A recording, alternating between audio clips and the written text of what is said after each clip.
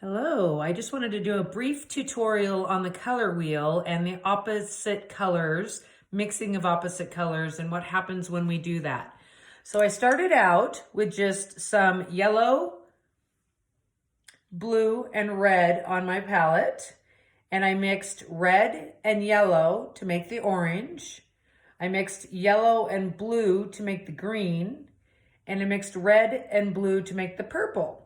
Now, in my first video, I talk about how we can sometimes mix colors of the opposite side and we get what is called a muddy color. So the opposite colors are purple and yellow are opposite to each other, green and red are opposite to each other, and blue and orange are opposite to each other.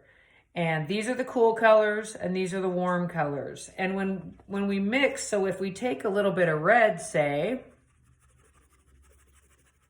and we add just a little bit of green in there, you can see that you get a little bit more muddy version of the red. And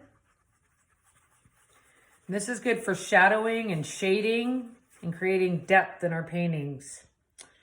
And then the same could be done for, let's clean my brush, come in there with a clean brush. Let's do a little yellow.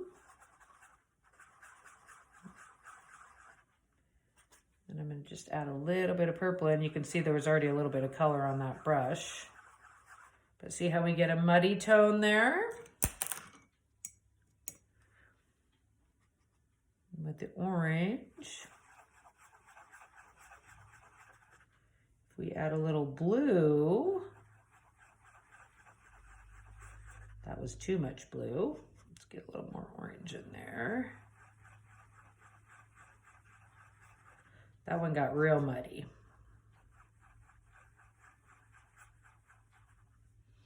And obviously the same is going to happen if we go to the other side of the color wheel.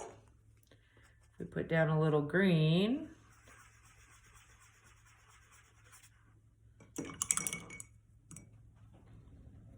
And add a little red. And get a muddier version of that green.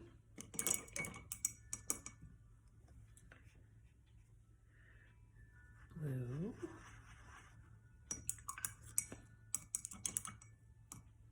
Add some orange.